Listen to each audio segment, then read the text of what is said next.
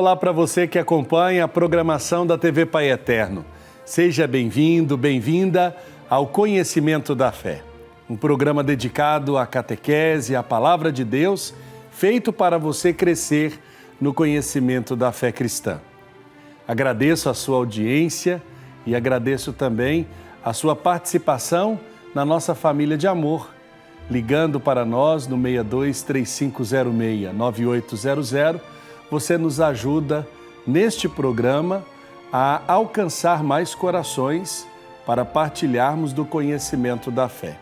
Você que ainda não recebe a nossa carta mensal e deseja fazer parte da nossa família, ligue para nós e diga o seu sim.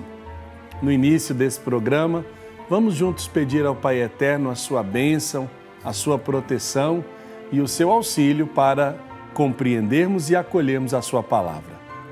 Pai nosso que estais nos céus, santificado seja o vosso nome. Venha a nós o vosso reino, seja feita a vossa vontade, assim na terra como no céu. O pão nosso de cada dia nos dai hoje. Perdoai-nos as nossas ofensas, assim como nós perdoamos a quem nos tem ofendido. Não nos deixeis cair em tentação, mas livrai-nos do mal. Amém. Peçamos a intercessão de nossa Mãe, Nossa Senhora. Ave Maria, cheia de graça, o Senhor é convosco. Bendita sois vós entre as mulheres, e bendito é o fruto do vosso ventre, Jesus. Santa Maria, Mãe de Deus, rogai por nós, pecadores, agora e na hora de nossa morte. Amém. Nós estamos vivendo o mês de setembro, o mês da Bíblia. E para animar o mês da Bíblia deste ano, seguindo a orientação da Comissão para Animação Bíblico-Catequética da Igreja no Brasil, nós somos chamados a estudar e rezar o livro da profecia de Ezequiel, inspirados pelo lema: Porei em vós meu espírito e vivereis, tirado do capítulo 37, versículo 14. Para este encontro de reflexão, nós temos a alegria de receber o Padre Michael Pablo Dalben, missionário redentorista, autor do subsídio Encontros Bíblicos, livro de Ezequiel, da editora Redentorista. Atualmente, o Padre Michael reside em Roma. Padre Michael, seja bem-vindo.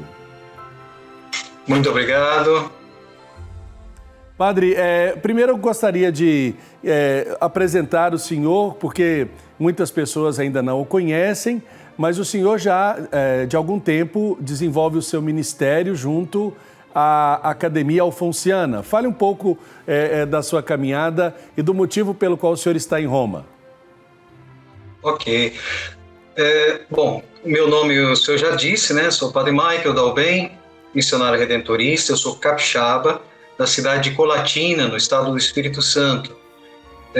Comecei minha caminhada na Congregação Redentorista no finalzinho da década de 90. Depois fiz toda a minha formação naquela que, naquele momento, era a província do Rio de Janeiro. Fiz minha formação em Minas Gerais. Fui ordenado presbítero em 2009. Fiz meus votos em 2004, ordenado presbítero em 2009. Naquele momento ali, em 2009, 2010, fiz o meu mestrado na Faculdade Jesuíta em Sacra Escritura. Depois fui formador, conselheiro provincial, e me foi pedido, em um determinado momento, para vir estudar em Roma, na nossa Academia Alfonsiana, nossa faculdade de segundo e terceiro ciclo de mestrado e doutorado em Teologia Moral. Vim fazer o meu doutorado aqui na cidade de Roma. No final dos meus estudos, me foi pedido, então, pelos meus superiores, que eu ficasse aqui, que eu permanecesse na cidade de Roma e exercesse o ministério de professor na nossa Academia Alfonsiana. Bom, que eu estou em Roma, nós vamos completar aí 9 anos de Roma. Como professor, já quase 6 anos. Me ocupo da área de moral social e nosso instituto, como eu disse, é de mestrado e doutorado, ligado à Universidade Lateranense, a Pontifícia Universidade Lateranense, e nós recebemos estudantes aqui do mundo inteiro. É uma missão redentorista. Nós sabemos que Santo Afonso é patrono dos moralistas e confessores, e nós recebemos aqui estudantes do mundo inteiro, não só redentoristas e não somente religiosos, mas também leigos. Nossa missão é conhecida em todo o mundo e é uma missão de levar, em consonância com o magistério papal, levar a mensagem da Boa Nova de Jesus Cristo e a nossa ética, vamos dizer assim, a nossa moral, o nosso jeito de ser e agir como cristãos. Padre Michael, quando nós falamos do mês de setembro, mês da Bíblia, o senhor recebeu um convite muito especial, que foi o de produzir os encontros bíblicos deste ano. Vamos começar primeiro pela motivação. Por que um mês para refletirmos a Bíblia, a Palavra de Deus? Porque a igreja ela prepara este tempo para fazer esse convite de modo mais especial, para que as pessoas olhem para a Palavra de Deus e estudem, por exemplo, aí no caso, um livro em específico. Nós temos que voltar um pouquinho atrás, no Concílio Vaticano II, na década de 60, e com todo o movimento que nasce ali no Concílio Vaticano II de aproximar os fiéis das fontes, essa necessidade de conhecer as fontes da nossa fé. O Sacrosanto Concílio, Lumen Gentium, Dei Verbum principalmente, esses documentos do Concílio Vaticano II, todos eles apontam para essa aproximação dos conteúdos da fé, para esse aprofundamento do conhecimento da fé, utilizando o nome do programa, né? Para uma vivência mais profunda, para uma vivência mais inteira daquilo que nós acreditamos e que é a base do nosso agir. A Bíblia, então, depois do Concílio Vaticano II, ela passa a estar mais próxima dos fiéis, né? A Bíblia, que anteriormente se trabalhava muito no latim, não era tão acessível ao nosso povo. Depois do Concílio Vaticano II, são incentivadas as traduções e a Bíblia chega até a mão do povo de Deus para ler, estudar e aprofundar. Essa iniciativa do mês da Bíblia é uma coisa muito própria e bela da Igreja do Brasil. Como o senhor salientou no início dessa nossa entrevista, no início do programa, tem uma comissão que pensa isso dentro da organização da CNBB, e todo ano, no mês de setembro, nós paramos para refletir um dos livros da Bíblia e aprofundar a partir de um dos aspectos desse livro. Então, nasce com esse movimento de aprofundar as raízes da fé, aprofundar as fontes da nossa experiência cristã, e a Bíblia é, com certeza, uma das fontes principais para aprofundarmos a nossa experiência de fé, aprofundarmos a nossa experiência e o nosso conhecimento da boa notícia do Evangelho de nosso Senhor Jesus Cristo. Agora, quando nós falamos deste livro que estamos preferencialmente meditando neste mês de setembro, o livro de Ezequiel, nós sabemos, ele retrata um período difícil da história do povo de Deus, quando o reino de Judá estava vulnerável frente aos grandes impérios e não conseguia controlar o seu próprio destino, enfrentando a disputa entre Babilônia e o Egito. Essa luta resulta ali no exílio e na destruição de Jerusalém. Quando nós falamos do livro da profecia de Ezequiel, eu começo perguntando pelo personagem. Quem é Ezequiel, padre? Eu posso, Padre Wellington, fazer uma pequena nota histórica? Claro. Andar um pouquinho atrás e fazer uma pequena nota histórica para a gente entender até em qual momento histórico o nosso personagem se encontra. Por favor.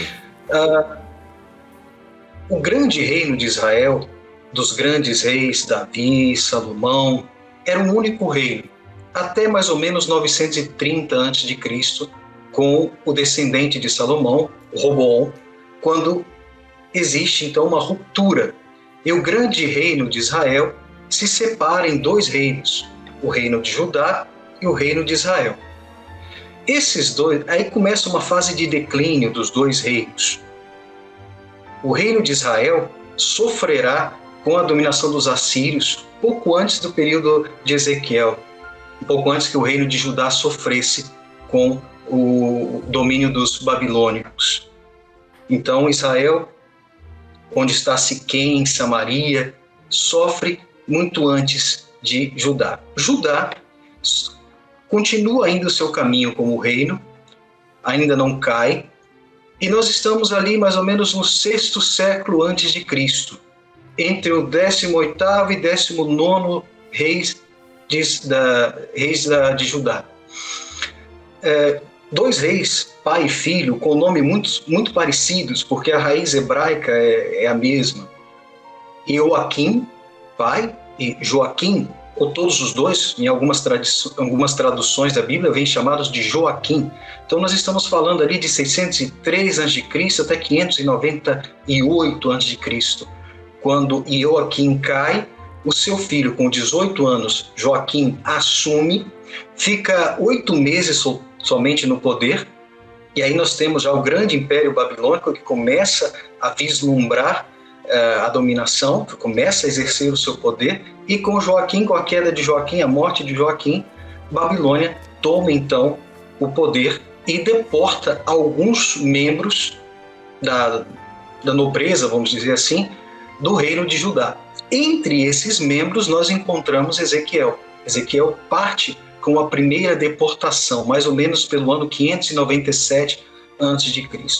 Ele parte então, ele é então exilado, ele vive essa experiência de, vamos dizer assim, uma experiência de migrante por conta da guerra, se nós pudermos usar uma palavra mais dos nossos tempos, né? Ele vive uma experiência de migrante, de exilado por conta da guerra, como tantos povos ao longo da história sofreram com realidades parecidas. Ezequiel, existem alguns elementos, alguns especialistas o percebem como um sacerdote ou alguma pessoa muito ligada ao templo, e por isso algumas das suas referências vão ser muito próximas às referências litúrgicas do templo, como por exemplo, ali no primeiro capítulo, aquela imagem do carro de Yahvé, do carro de Deus, do carro do Senhor, melhor dizendo, não? Tem imagens ali que alguns especialistas veem uma recordação da Arca da Aliança, alguns elementos que nos fazem ver que Ezequiel tem como um background, como as imagens que na sua cabeça, imagens muito ligadas ao templo e outros elementos. E o início da sua profecia vai se dar já em terra estrangeira, tanto que no primeiro capítulo, um dos primeiros versículos, se eu não me engano, versículo 2 ou 3, situa Ezequiel às margens do rio Cobar, ou Quebar, depende da tradução, que é já um rio em terras babilônicas. E o exercício do seu ministério durará 22 anos. Mais ou menos são essas as informações que eu posso dar nesse momento para criar uma fotografia do nosso profeta Ezequiel. E como foi produzir estes 5 encontros? Porque dentro do bojo dos encontros que eu observei, o senhor vai respondendo também a esse questionamento. Primeiro partindo da pessoa, depois dos temas, observando isso. Eu queria que o senhor descrevesse como foi a experiência de mergulhar no livro da profecia de Ezequiel e traduzir isso para uma realidade metodológica popular, para que as pessoas tivessem acesso a partir de um encontro de comunidade, onde elas pudessem mergulhar e se aproximar dessa literatura. Olha, padre, foi uma experiência pessoal muito bonita, porque o livro de Ezequiel é um livro com uma história muito triste. A gente está falando de um exilado de guerra, de um homem que está sofrendo com a distância do seu povo e da sua casa. E foi uma história muito bonita, foi entrar nesse livro e tentar trazer para a realidade atual alguns elementos da fé. A minha maior dificuldade foi traduzir alguns elementos próprios do contexto de Ezequiel, principalmente as imagens que ele utiliza, né? Eu peguei uma ou outra imagem, entre as alegorias eu trabalhei a imagem da águia, da grande águia que pega a ponta de um cedro e leva para longe, ou seja, a imagem do exílio.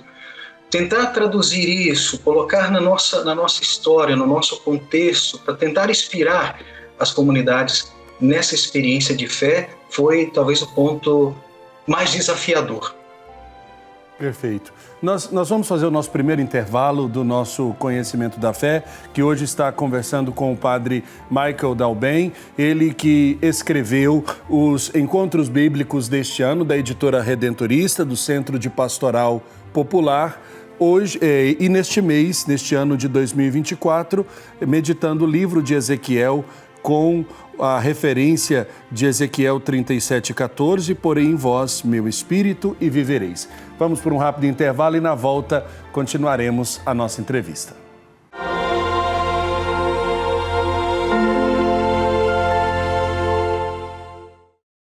Estamos de volta com o Conhecimento da Fé, que medita neste mês de setembro a Palavra de Deus. E um convite que a CNBB faz a toda a igreja no Brasil para o ano de 2024 é o de meditar o livro da profecia de Ezequiel. Nós estamos conectados direto de Roma com o padre Michael Dalben, ele que é missionário redentorista e que foi o autor destes encontros bíblicos do ano de 2024 do Centro de Pastoral Popular. Padre Michael, o senhor estava dizendo primeiro do contexto, depois lembrou para nós deste desafio, como foi produzir. A estrutura do livro, como o senhor descreve essa estrutura? O senhor buscou seguir a forma, por exemplo, como está disposto no livro da profecia de Ezequiel, ou adotou uma outra metodologia? Não, segue mais ou menos a estrutura do livro, porque a estrutura do livro é muito rica. Nós podemos, um dado do contexto que eu não citei antes, é que Ezequiel não vive somente a experiência de um exílio, ele vive o primeiro momento em que ele é exilado, depois Nabucodonosor II coloca no poder Sedecias, que era um homem colocado no poder por ele, se revolta, então temos um segundo e pior momento de exílio, que é quando a cidade de Jerusalém é sitiada e o templo vem destruído. Ezequiel, então, vive essa experiência de dor profunda e isso transparece no livro. Então, não é só o momento em que ele vai, mas é também perceber que a cidade santa, a cidade do templo vem destruída, que o seu povo tem uma segunda onda de deportações, e isso vem transmitido na estrutura do livro, porque nós podemos separar ali, dividir o livro em 5 partes. Uma primeira introdução, que fala sobre a vocação, como o profeta se sente chamado, qual a experiência que ele faz.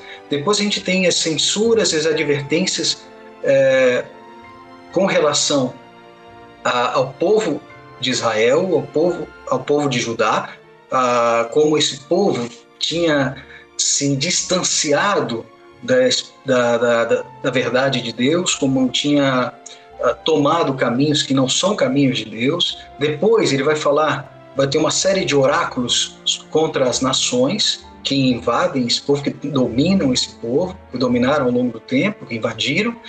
Por fim, as 2 últimas partes são bonitas, porque não obstante essa experiência de dor que vem transmitida, contada nessas experiências, nessas 3 partes anteriores, as 2 últimas partes são de uma beleza grandíssima, porque transmitem um conteúdo de esperança fortíssimo. Não obstante todo o sofrimento, a 4ª e a 5ª parte são cheias de mensagens de consolação, a 4ª parte, e já uma visão sobre o fim do exílio, a esperança de retornar para casa, que vai acontecer lá no final do 6º século, com o rei persa Ciro, que faz um edito e permite que o povo retorne. Então, a estrutura do livro é já por si muito rica. Perfeito. Parte da vocação, o problema da dor, do sofrimento, do exílio, da deportação, e termina com uma palavra de esperança, que a gente pode resumir em poucas palavras, que Deus não abandona o seu povo, que Deus não é infiel à aliança que ele fez com o seu povo. Certo. Qual a importância, padre, do livro de Ezequiel para a nossa compreensão de sermos chamados à profecia na história da salvação? Porque ele profetiza num período de dificuldade, de desafios. A profecia por si mesma não é uma característica tranquila, né? Não é uma característica confortável para o profeta. O que nós podemos tirar para a nossa vida de comunidade, para a nossa vida de cristãos batizados, dos exemplos das experiências de Ezequiel? Em modo geral, eu acredito que uma das coisas mais importantes é compreender o que é um profeta. Porque na linguagem popular, normalmente, quando se chama alguém de profeta, se está dizendo que essa pessoa é um adivinho do futuro. E na verdade não é. Na dinâmica bíblica, um profeta não é um adivinho do futuro. É um homem de uma espiritualidade profundíssima que consegue olhar a realidade com os olhos de Deus, que se sente chamado a dizer uma palavra de vida, ainda que essa palavra de vida seja chamar a atenção do povo, dizer, olha, o caminho que vocês estão tomando não é um caminho de vida, não vai levar à vida. O profeta faz essa experiência, a palavra dele muitas vezes não é bem compreendida, ou não é muito bem aceita por aqueles que estão, vamos dizer assim, por demais viciados nesses descaminhos, estão por demais inseridos nesses descaminhos.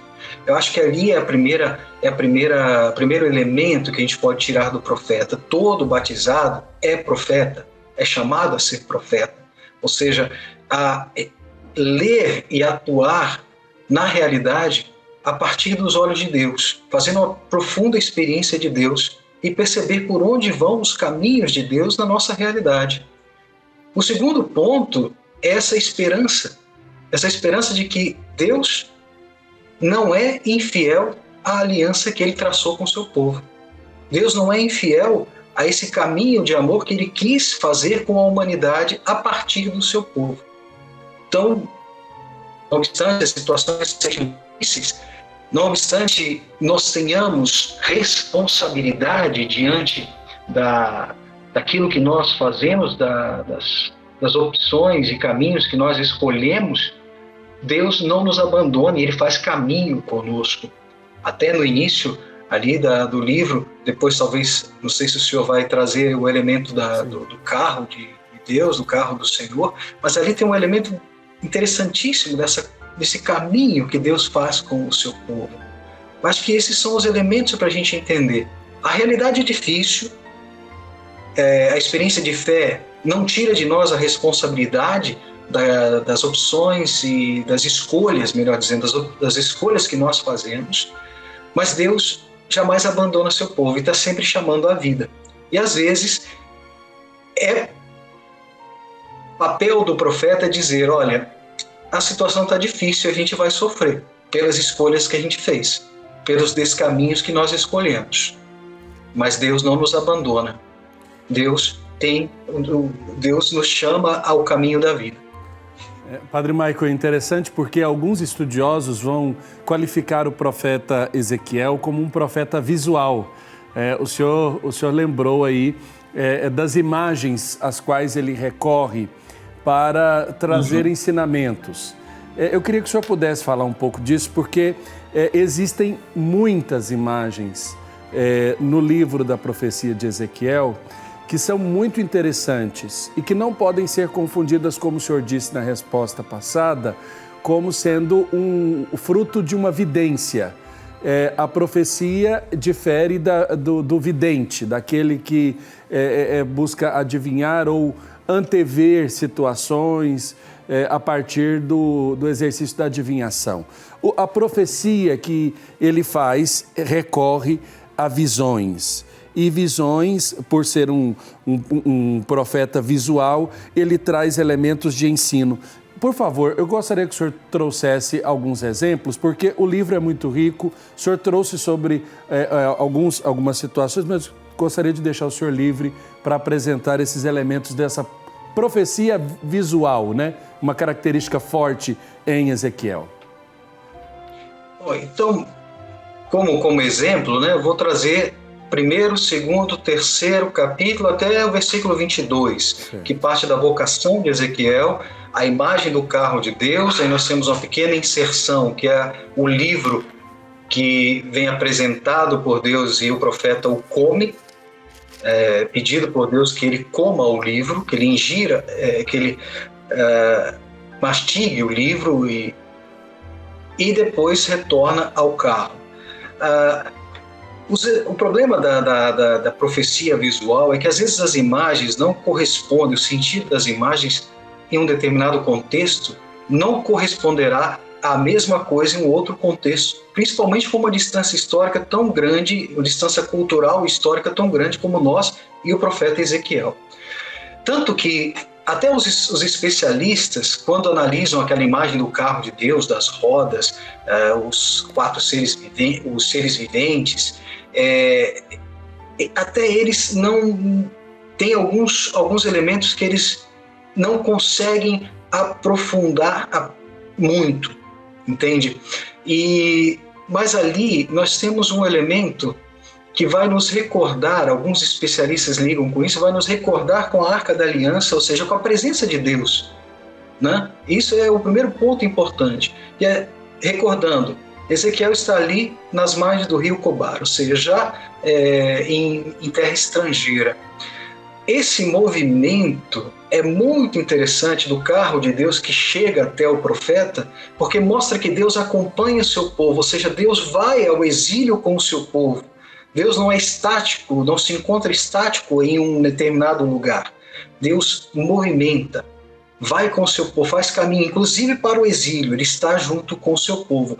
Até o seu povo sendo infiel, Deus não o abandona, ele faz caminho com o seu povo. Depois tem esse elemento, que é essa inserção, dentro da vocação do profeta, do livro, e o livro é muito claro, a imagem, acredito, né? Que é a palavra de Deus, um livro que tem um nome muito complicado, muito triste, que são as Lamentações, mas o profeta faz essa experiência como nós vimos Isaías fazer com o serafim que toca na boca, com Jeremias, que Deus coloca as palavras na boca. É essa experiência que o profeta faz de sentir-se um lugar de onde Deus fala. A partir da sua experiência e espiritualidade profunda, da leitura da realidade, o profeta se entende como um lugar de comunicação com Deus, de comunicação com Deus e de Deus com o seu povo. Entende? Então são imagens muito bonitas e interessantes, às vezes muito distantes do nosso contexto e que quando nós lemos são um pouco estranhas até, mas que nos comunicam justamente isso. Deus caminha com o seu povo e a missão do profeta é, a partir dessa experiência profunda da realidade em Deus, dizer uma palavra de Deus ao povo. E o senhor também, observando a experiência de Ezequiel, como é a recepção por parte do povo das profecias ou da forma como ele apresentava a sua experiência de Deus? Ele logra sucesso, ele tem a devolutiva de que vale a pena profetizar, ou se ele, digamos, sente na pele as dificuldades de outros profetas que tiveram a falta de abertura, a insensibilidade, o olhar desviado da comunidade. Como foi a reação da comunidade diante das profecias de Ezequiel? Sim, como o próprio profeta Jeremias, o livro de Jeremias é ainda mais claro no sofrimento do profeta, mas todo profeta, quando se levanta, principalmente em momentos difíceis, não vai encontrar uma boa receptividade por parte de alguns grupos do povo, né? Eu acredito que já na parte final, quando já começa essa profecia da esperança, mas a primeira parte, existem diversos momentos em que Ezequiel transmite isso, que na profecia aparece isso, esse povo de coração duro, de cerviz dura, traduzindo em palavras muito simples, de cabeça dura, que não entende. Então são elementos que mostram que Jeremias sofreu na pele, não só uma experiência pessoal de ser exilado, de migrar para o estrangeiro de forma forçada, mas também faz a experiência de não ser escutado, que esse povo não o escuta. Mas depois a profecia vai tomando caminhos de esperança e vão se reatando os laços. Quando o senhor estabelece os 5 encontros, eu queria que o senhor pudesse seguir apresentando esses encontros para nós. Depois que o senhor diz do primeiro, né? Ezequiel, um profeta, sacerdote e exilado, traz elementos que são atuais também na nossa vida e que ele sofre diante da sua experiência. E aí vai seguindo os encontros. Queria que o senhor pudesse apresentar a obra dos encontros. Se eu puder ir me recordando aí os encontros, sim. Porque o primeiro a gente parte da experiência vocacional do profeta, né? Ou melhor, quem é o profeta, depois a gente parte da experiência vocacional, não é isso? Exato, isso. Um profeta, sacerdote e exilado. São 3 características que o senhor destaca de Ezequiel. Isso, quero apresentar justamente a figura do profeta, como a gente disse anteriormente, alguém provavelmente ligado ao templo, que se sente chamado a anunciar e que faz com o povo a experiência do exílio, ou seja, não é alguém que olha de fora a experiência do exílio, é alguém que está vivendo a dureza desse momento, inclusive vê o templo ser destruído nessa segunda onda, depois que Sedequias se revolta. Me chama a atenção que o senhor relembra a característica da esperança na profecia de Ezequiel, para que o povo guardasse no coração aquela esperança que não fosse destruída como foi destruído o templo. Sim, justamente. A esperança que a gente pode traduzir na palavra teológica aliança. Ainda que o momento seja muito complicado, Deus não abandona a aliança. Os profetas sempre serão uma recordação desse elemento teológico fortíssimo. E depois... pode, por favor. Sim. No segundo encontro, o senhor traz a palavra se torna vida. Este elemento da palavra que se torna vida, como isso se dá em Ezequiel? Ou seja, não é uma palavra desligada desse momento que eles estão vivendo, e essa palavra é um elemento que favorece a esperança, que não é só, aquele momento não é só um momento de morte e de destruição, mas que essa palavra abre caminhos futuros de esperança e de vida. Perfeito. E quando nós chegamos no terceiro, aqui o senhor lembra a alegoria da grande águia. A grande águia aqui poderia ser representada por aquilo que é a infidelidade do povo de Deus. O que é o significado desta águia?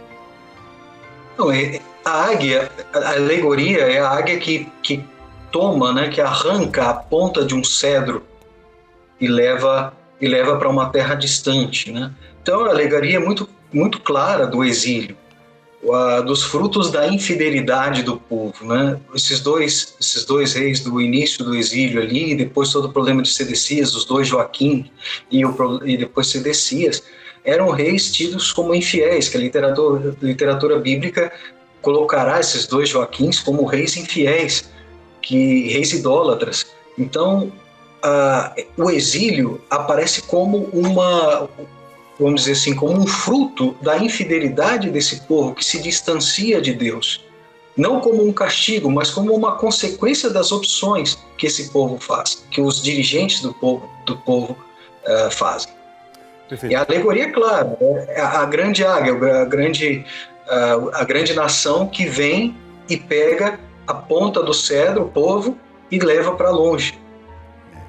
Padre Michael, nós vamos fazer o nosso segundo intervalo. Na volta, vamos continuar com esta análise, este olhar sobre a obra dos encontros bíblicos deste ano, que trata sobre o livro da profecia de Ezequiel. Agradecendo a sua audiência, nós vamos para um rápido intervalo e daqui a pouco estamos de volta.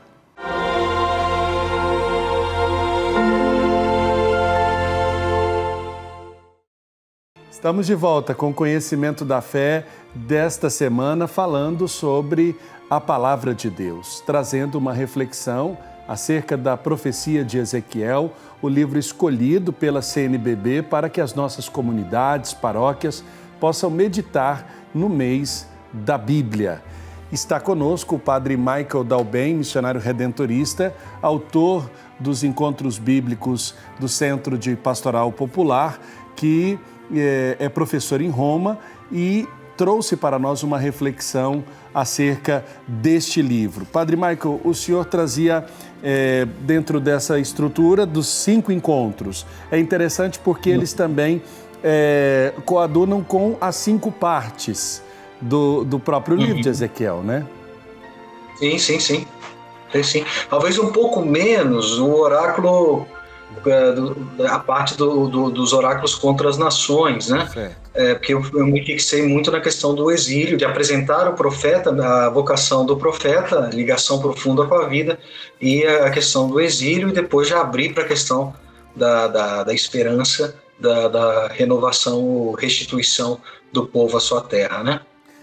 Quando nós chegamos no 4º encontro, na estrutura dos encontros bíblicos, o senhor traz aquela passagem do oráculo, onde ele diz: porei dentro de vós o meu espírito. Esta experiência, como o profeta ele explica isso? Como ele apresenta isso? Primeiro que ele recorre a uma imagem, né? Acho interessante observar também esse detalhe.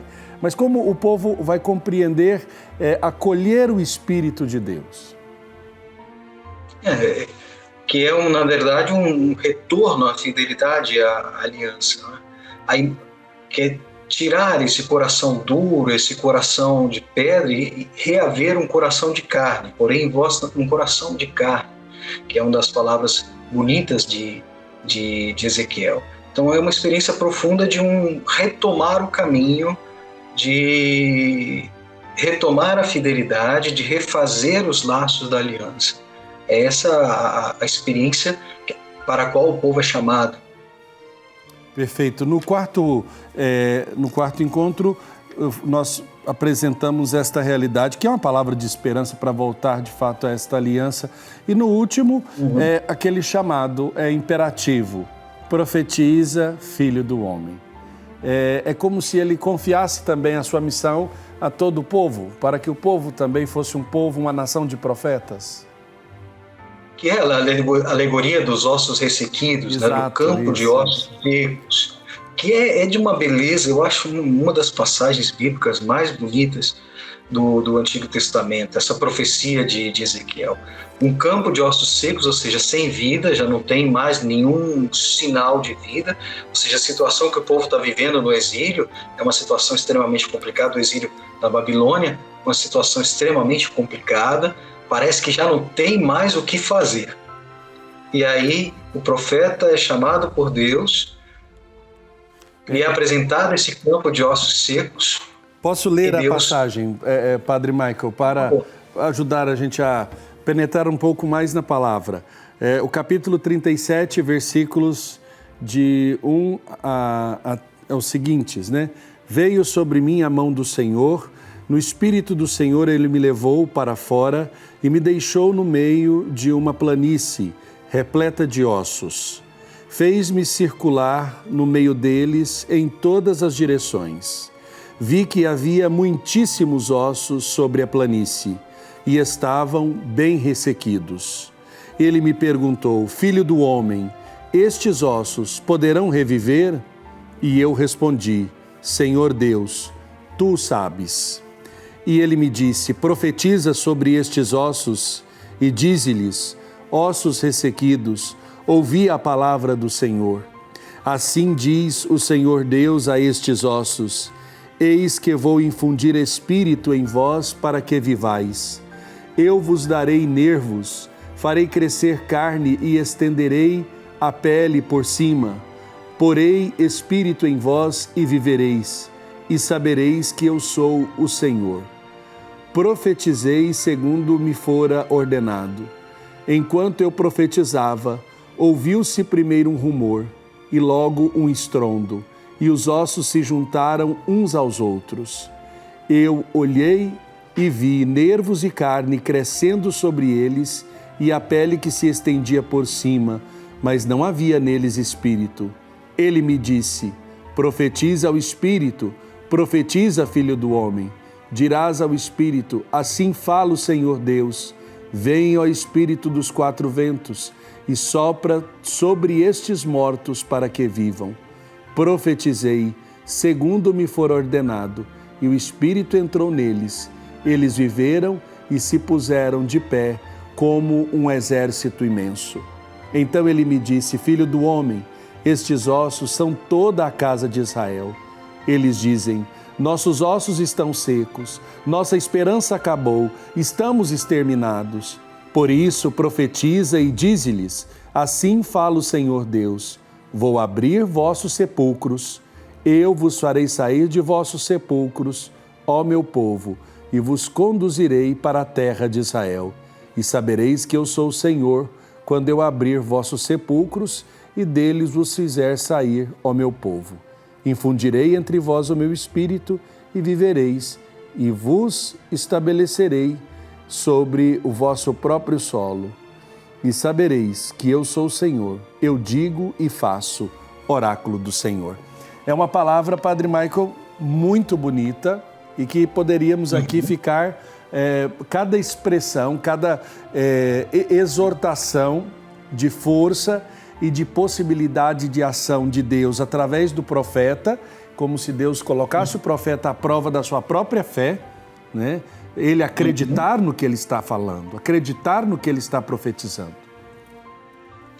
E também, uma das forças que eu vejo em uma interpretação, eu acredito que é muito claro, né, o texto, é todo esse processo gradual de reconstrução do povo até que retorne ao seu país, à sua terra, que é uma coisa muito importante, até que retorne ao seu lugar.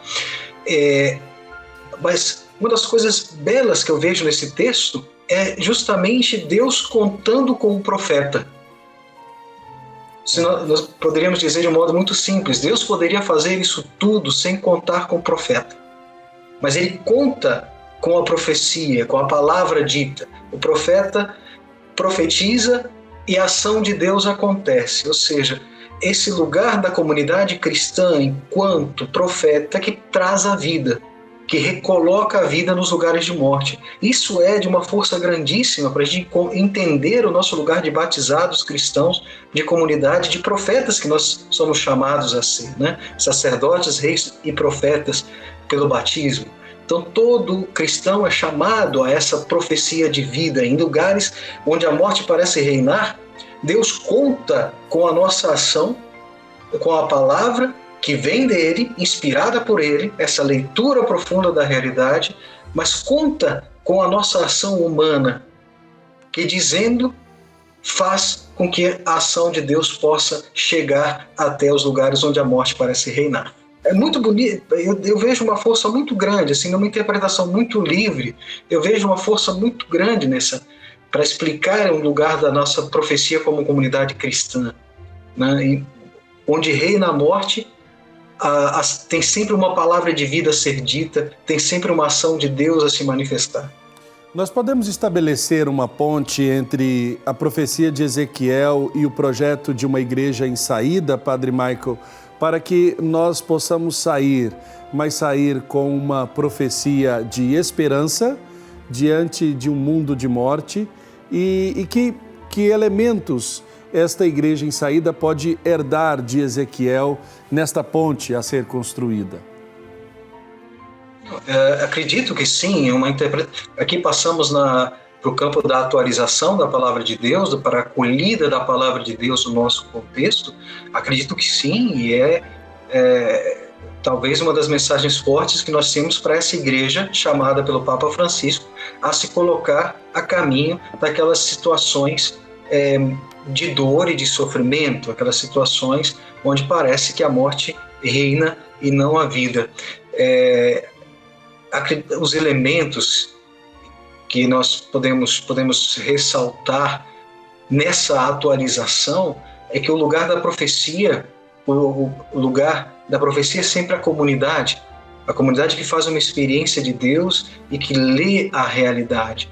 É a comunidade que sai como lugar como lugar da manifestação de Deus, como sacramento, sai para que anunciar essa vida nos lugares onde a morte parece reinar. Então, uma profunda experiência de Deus, como fez o profeta, uma profunda leitura da realidade, e essa experiência que nós, alimentados pelos sacramentos, alimentados como igreja, corpo de Cristo, podemos fazer e ser um sinal. E aí, nesse sentido, a palavra sacramento, igreja como sacramento, ser um sinal, uma presença de Cristo para um mundo que está passando para esses diversos lugares onde parece que a morte reina e que não tem mais o que se fazer. Existe sempre uma palavra de Deus, existe sempre vida a ser dita nessas situações complicadas de morte. Agora, padre, olhando para o livro de Ezequiel, o senhor mesmo diz no final do último encontro, né? Infelizmente não conseguimos, através desses 5 encontros, estabelecer uma leitura total do livro de Ezequiel. É um livro denso e é um livro grande também, né, padre? Mas é preciso. São 48 capítulos. São quantos? São 48 capítulos. Perfeito. Para uma comunidade, a exortação que o senhor faz, principalmente para aqueles que estão nos acompanhando, claro, passando pelos encontros, a gente tem um aperitivo do livro de Ezequiel. Qual é a exortação que o senhor faz para as comunidades apropriarem-se melhor desta mensagem? A primeira coisa, acredito que os encontros em comunidade, nos grupos bíblicos, são sempre um lugar riquíssimo. A ajuda que os pastores das comunidades podem oferecer, os cursos de formação. Nós temos as nossas editoras católicas que têm bons subsídios sobre os livros, encontros não só para o mês da Bíblia, mas encontros específicos sobre os livros. As nossas editoras têm para oferecer. Aprofundar a leitura, sempre ajudado por algum instrumento que possa abrir, iluminar, principalmente esses elementos visuais, essas alegorias, o contexto histórico, porque são elementos importantes para entender, para não se perder no periférico e chegar até aquilo que é o essencial.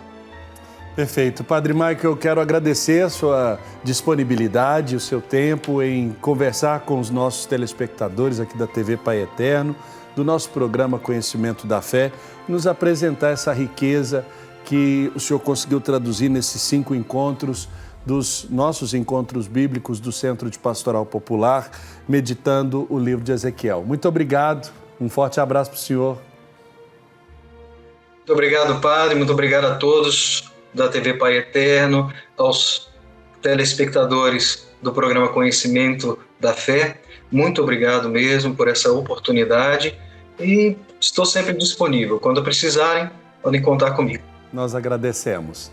E agradecemos também a você, caro telespectador, que faz parte da família de amor dos Filhos do Pai Eterno e nos ajuda a evangelizar. Lembramos do nosso encontro na próxima semana, aqui na programação da TV Pai Eterno com mais Conhecimento da Fé. O Senhor esteja convosco, Ele está no meio de nós.